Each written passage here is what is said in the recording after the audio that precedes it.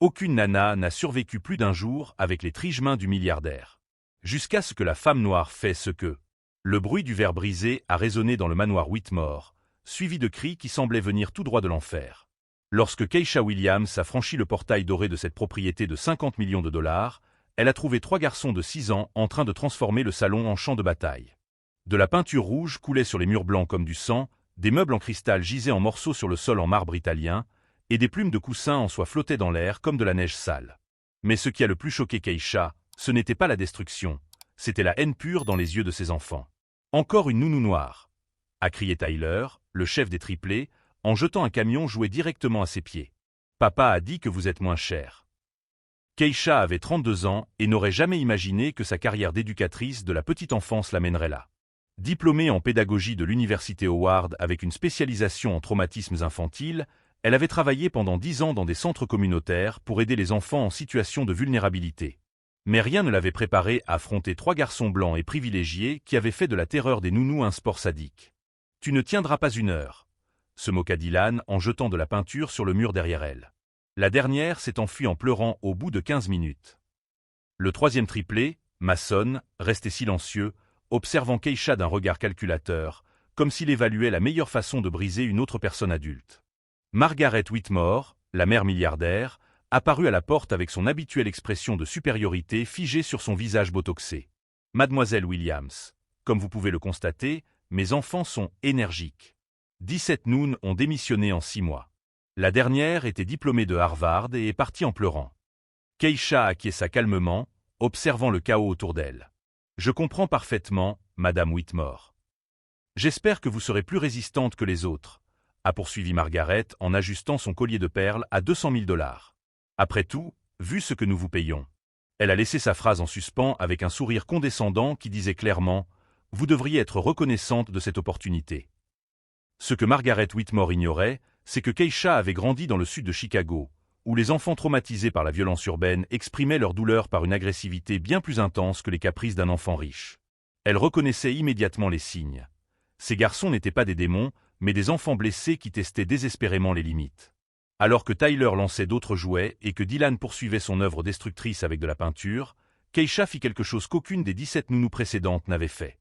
Elle s'agenouilla par terre, au milieu du chaos, et commença à construire quelque chose avec les blocs de bois éparpillés. « Qu'est-ce que tu fais » demanda Mason, la voix tranchante de méfiance. « Je construis une forteresse » répondit Keisha calmement, empilant les blocs avec précision. Toute guerre a besoin d'un quartier général stratégique. Les 3 garçons cessèrent de détruire pendant un moment, intrigués par cette réponse inattendue. Margaret observait depuis la porte avec un mélange d'incrédulité et d'irritation. Comment cette femme osait-elle ignorer la destruction et jouer par terre comme si de rien n'était? Mais Keisha savait exactement ce qu'elle faisait. Dans ses yeux brillait une détermination silencieuse, forgée par des années passées à faire face à des situations que cette famille privilégiée ne pourrait jamais imaginer. Elle avait un plan. Et si cette histoire de préjugés et de dépassement de soi vous touche, n'oubliez pas de vous abonner à la chaîne pour découvrir comment une simple décision de s'agenouiller sur le sol allait devenir le revirement le plus inattendu que les Whitmore aient jamais connu. Margaret observait depuis la porte avec une irritation croissante, tandis que Keisha ignorait complètement le chaos qui l'entourait et continuait à empiler des blocs avec un calme déconcertant. Comment cette femme osait-elle agir comme si la destruction totale était quelque chose de normal? « Mademoiselle Williams, » dit Margaret, sa voix tranchante résonnant dans la pièce. « Je pense que vous ne comprenez pas la gravité de la situation. Mes enfants viennent de causer environ 20 000 $ de dégâts à des antiquités et des œuvres d'art. » Keisha leva brièvement les yeux, acquiesça d'un signe de tête et se concentra à nouveau sur la construction de la forteresse. « Je comprends parfaitement, Madame Whitmore. 20 000 $ d'objets cassés, mais 3 cœurs brisés n'ont pas de prix, n'est-ce pas ?» Le visage de Margaret se raidit. L'audace de cette femme était incroyable. « Mes enfants n'ont pas le cœur brisé, Mademoiselle Williams. Ils sont gâtés et indisciplinés. Ils ont besoin de limites fermes, pas de cette tolérance excessive. » À ce moment-là, Richard Whitmore entra dans la pièce comme une tornade. À 45 ans, le magnate de l'immobilier était connu pour son impatience et son tempérament explosif. Il s'arrêta brusquement en voyant l'état de la pièce, les veines de son front saillant. « Margaret, que diable se passe-t-il ici ?» Son regard balaya les débris avant de se poser sur Keisha, toujours agenouillée sur le sol. « Et qui est-ce ?»« La nouvelle nounou, » répondit Margaret avec un soupir exagéré. Mademoiselle Williams, voici mon mari, Richard Whitmore. Richard évalua Keisha avec le même regard qu'il utilisait pour examiner les propriétés avant de les acheter pour des prix dérisoires.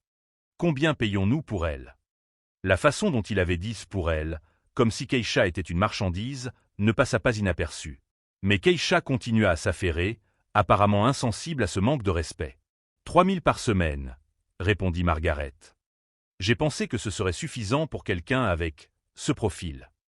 Richard rit avec dédain. 3000. Margaret, tu es trop généreuse. Je parie qu'elle n'a jamais vu autant d'argent de sa vie. Tyler, qui avait arrêté de lancer des jouets pour observer la conversation des adultes, sentit la tension dans l'air. Papa, elle ignore notre guerre. Bien sûr, dit Richard en ajustant sa Rolex à 80 000 $. Les gens comme elle apprennent tôt à baisser la tête et à accepter n'importe quelle situation pour garder leur emploi. C'est alors que Keisha fit quelque chose d'inattendu. Elle arrêta de construire, se leva gracieusement et se dirigea vers une étagère cassée. Elle prit un livre qui avait survécu à la destruction et le feuilleta soigneusement. « Le prince et le mendiant » de Mark Twain, dit-elle d'une voix calme qui tranchait avec l'atmosphère tendue. Une histoire intéressante sur deux garçons qui échangent leur place et découvrent que la vraie noblesse n'a rien à voir avec l'argent ou la naissance. Richard et Margaret échangèrent des regards perplexes. Pourquoi cette femme parlait-elle de littérature alors qu'elle aurait dû s'excuser pour le désordre causé par les enfants? J'ai grandi en lisant ce livre dans les bibliothèques publiques, poursuivit Keisha en remettant le livre à sa place. Ma grand-mère disait toujours que la différence entre les gens riches et les gens dignes, c'est que les gens riches achètent des livres pour décorer leurs étagères, mais les gens dignes les lisent pour décorer leur âme. Le silence dans la pièce était palpable. Les triplés avaient complètement cessé leurs activités destructrices, fascinés par l'étrange calme de cette femme qui ne se laissait pas intimider par leurs parents. Margaret ressentit une pointe d'irritation. Comment cette nounou osait-elle donner des leçons de morale dans sa propre maison?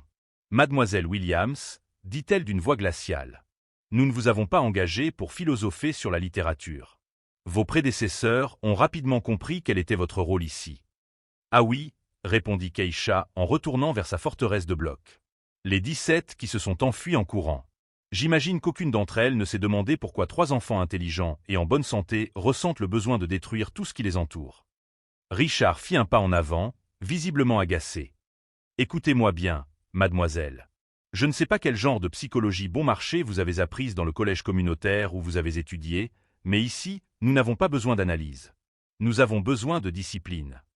Keisha sourit doucement, un sourire qui reflétait des années d'expérience avec des hommes puissants qui sous-estimaient les femmes noires.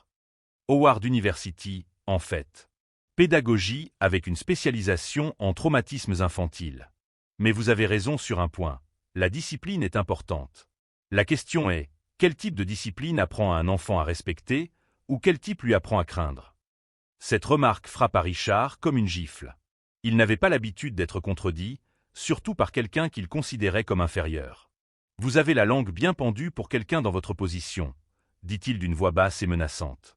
C'est alors que Mason, le plus calme des triplés, surprit tout le monde.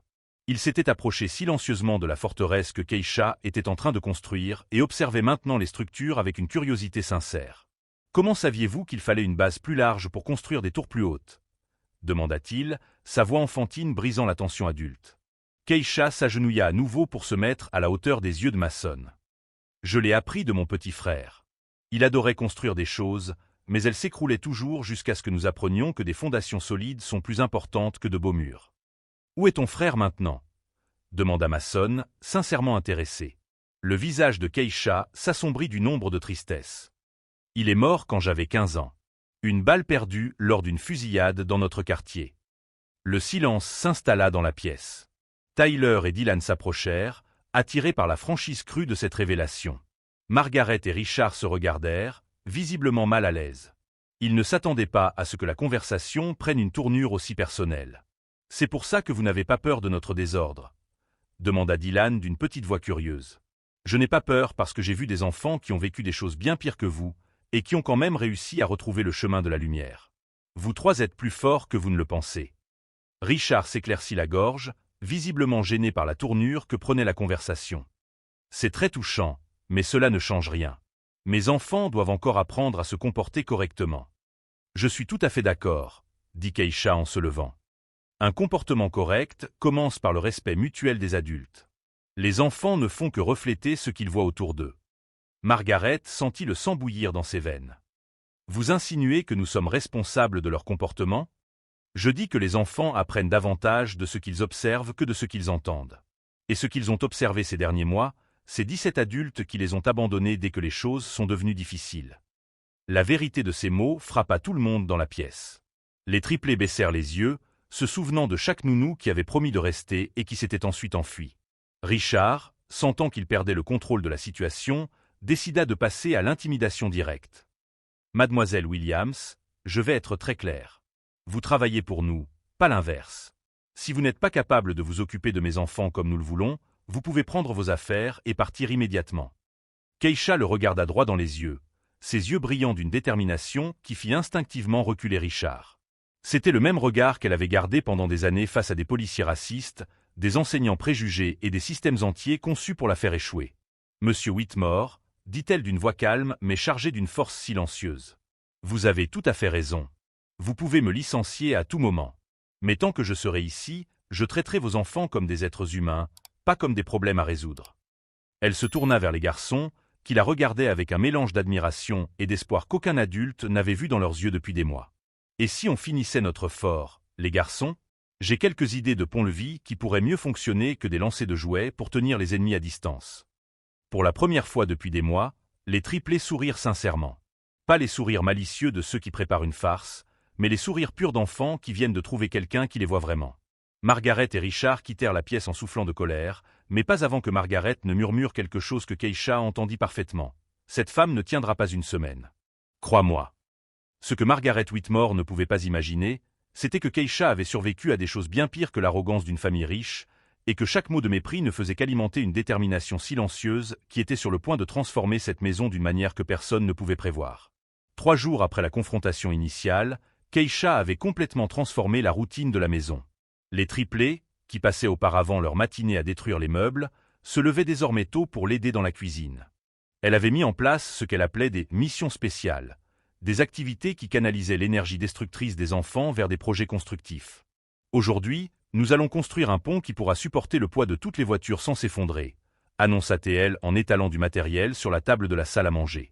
Tyler, qui était devenu le plus proche d'elle, leva la main avec enthousiasme.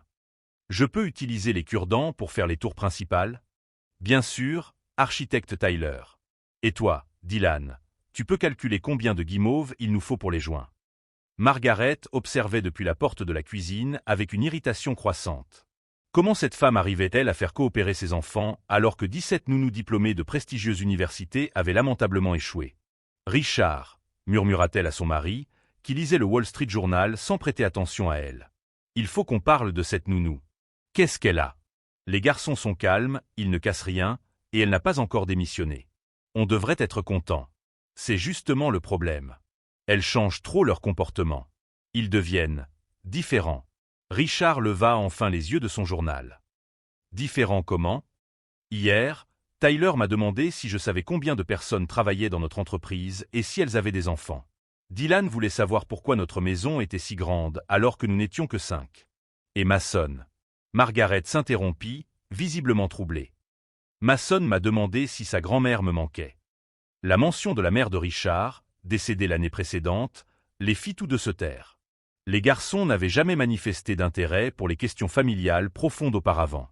Elle leur met des idées dans la tête, continua Margaret.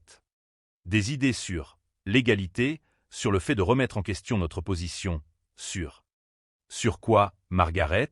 Sur le fait d'être des êtres humains décents? Margaret fut choquée par la réponse de son mari. Depuis quand défends-tu des nounous qui ne savent pas rester à leur place? À ce moment-là, Rosa Martinez, la gouvernante philippine qui travaillait pour la famille depuis 15 ans, entra discrètement pour servir le café.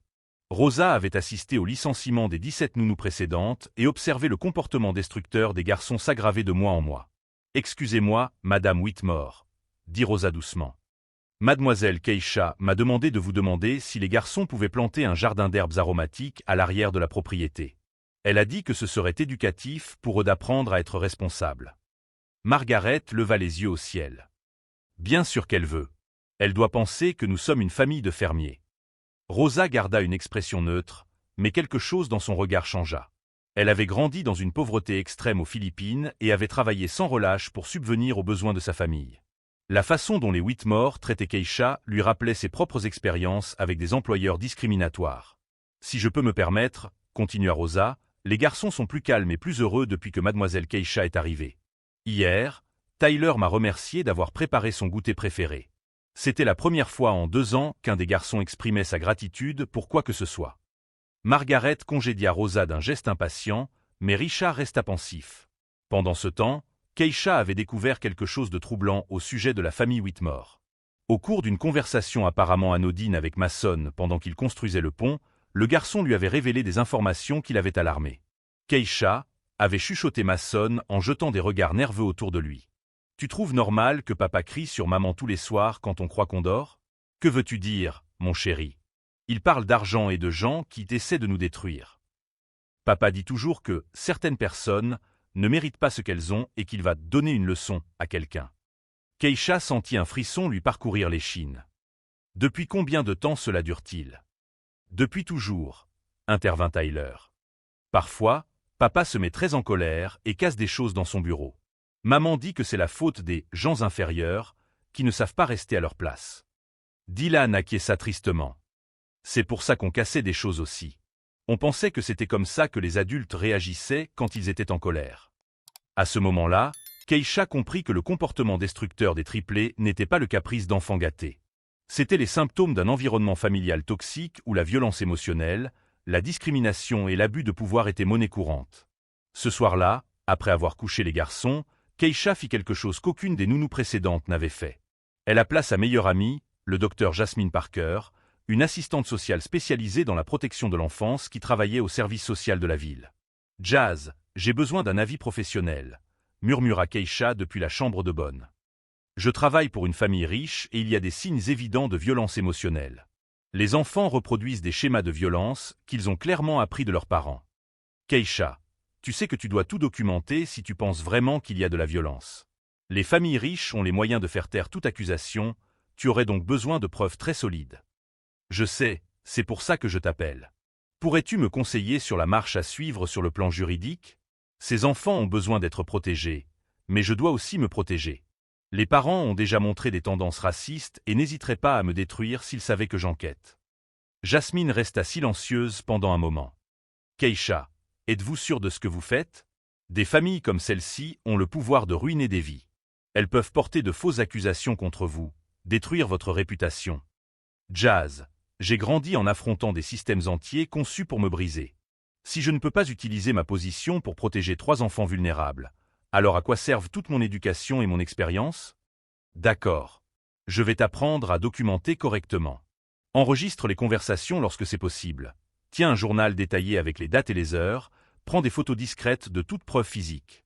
Et Keisha, sois très, très prudente. » Au cours des jours suivants, Keisha a commencé à mettre en œuvre un plan soigneusement élaboré. Pendant la journée, elle continuait à être la nounou parfaite, gagnant de plus en plus la confiance des garçons et observant les habitudes familiales. Le soir, elle documentait méticuleusement chaque incident, chaque commentaire discriminatoire, chaque signe d'instabilité émotionnelle dont elle était témoin.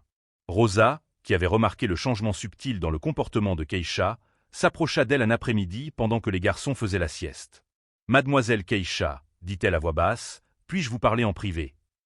Elles se rendirent dans le jardin, loin de toute oreille indiscrète. « Vous faites quelque chose qu'aucune des autres nounous n'a fait, » a poursuivi Rosa. « Vous vous souciez vraiment de ces enfants, vous ne vous contentez pas de remplir vos obligations. » Keisha a acquiescé avec précaution.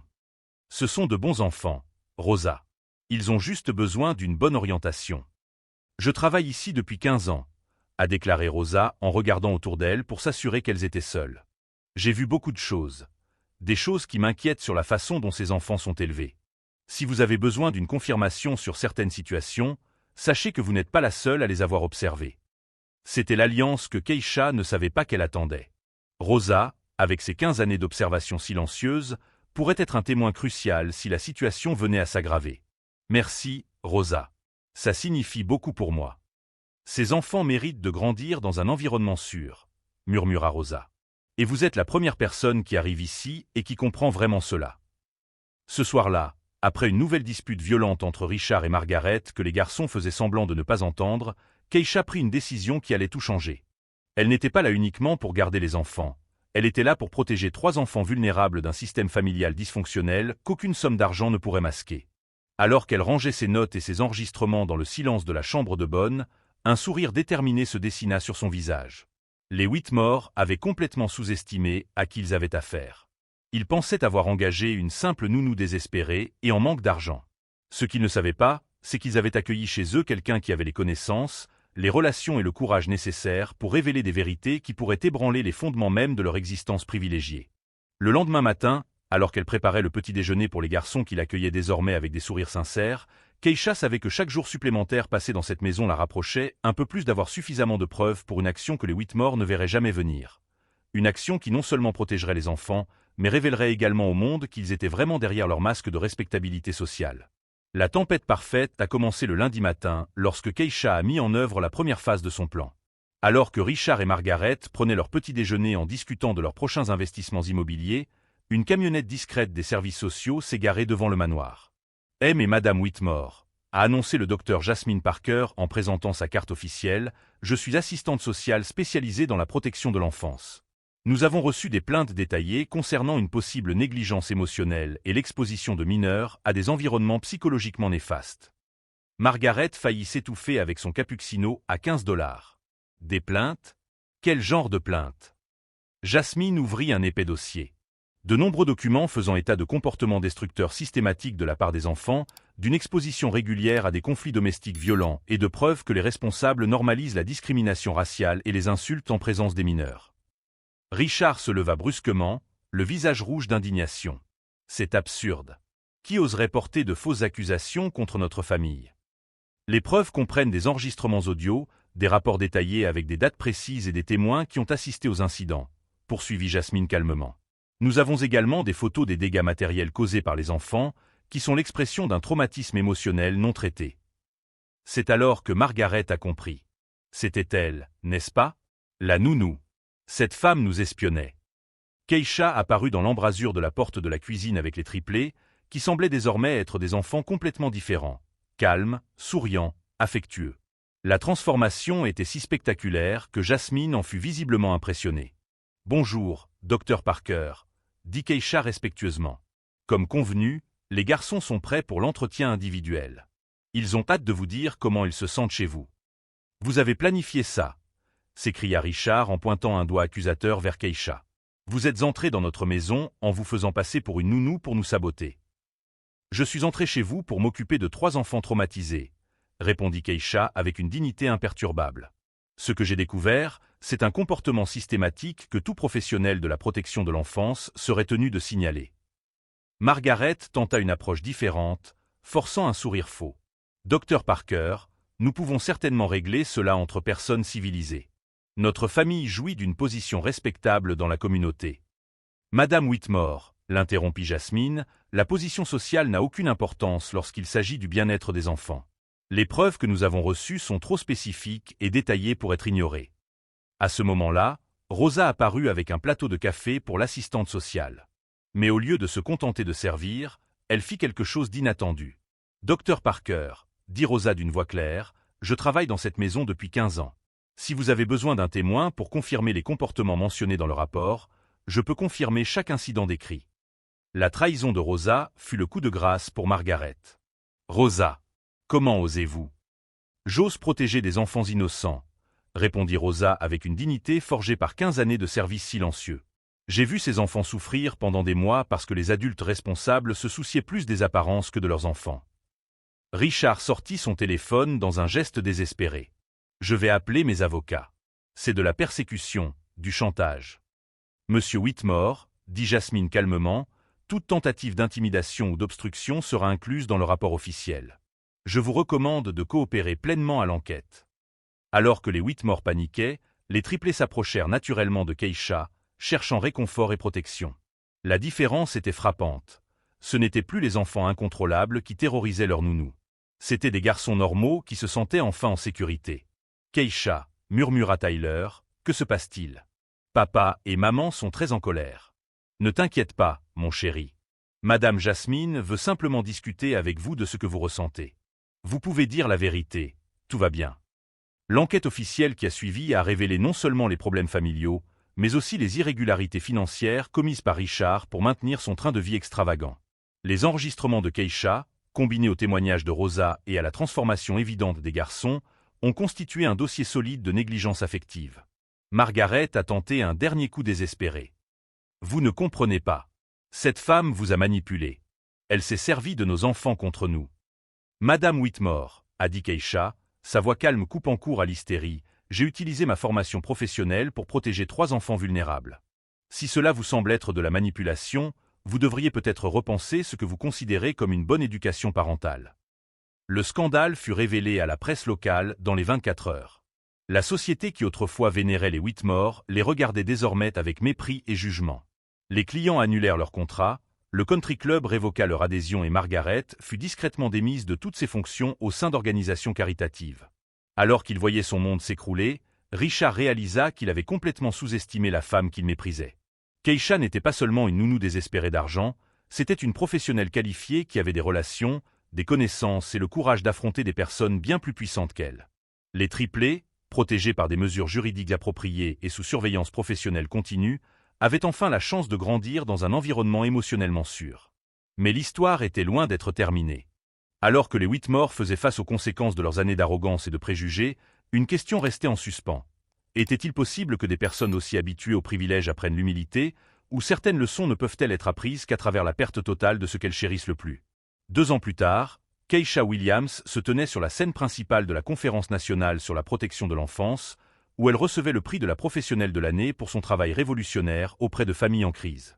Son organisation à but non lucratif avait aidé plus de 300 enfants dans des situations similaires à celles des triplés Whitmore.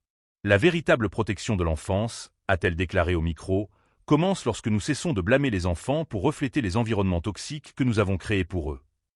Dans le public, Rosa Martinez souriait fièrement. Après avoir témoigné dans l'affaire Whitmore, elle avait été promue superviseur dans une entreprise de nettoyage éthique qui versait des salaires décents. Jasmine Parker, désormais directrice régionale des services sociaux, avait mis en place de nouveaux protocoles basés sur le dossier qu'elles avaient constitué ensemble. Pendant ce temps, les Whitmore étaient confrontés à une réalité très différente. Margaret avait perdu toutes ses positions sociales et travaillait désormais comme vendeuse dans un grand magasin. Richard, après les enquêtes financières, avait perdu son entreprise et vivait dans un appartement modeste, luttant pour payer la pension alimentaire. Les triplés, sous surveillance judiciaire, rendaient visite à leurs parents le week-end, mais vivaient avec des proches qui leur apportaient une stabilité émotionnelle. Tyler était devenu moniteur scolaire et aidait les enfants plus jeunes. Dylan avait développé un talent pour les mathématiques et Mason écrivait des histoires sur le dépassement de soi. Parfois, a conclu Keisha, les personnes qui ont le plus besoin d'apprendre l'humanité sont celles qui croient que l'argent les rend supérieurs aux autres. Richard, qui regardait la télévision dans son appartement vide, a finalement compris qu'il avait complètement sous-estimé une femme extraordinaire. Keisha n'avait pas seulement protégé ses enfants, elle avait révélé des vérités que toute son arrogance ne pouvait cacher. La véritable justice n'a pas détruit des vies, elle les a transformées. Alors que les Whitmore apprenaient l'humilité à travers la perte, Keisha a bâti un héritage fondé sur la protection, la dignité et la preuve que sous-estimer quelqu'un par préjugé est l'erreur la plus coûteuse que l'on puisse commettre.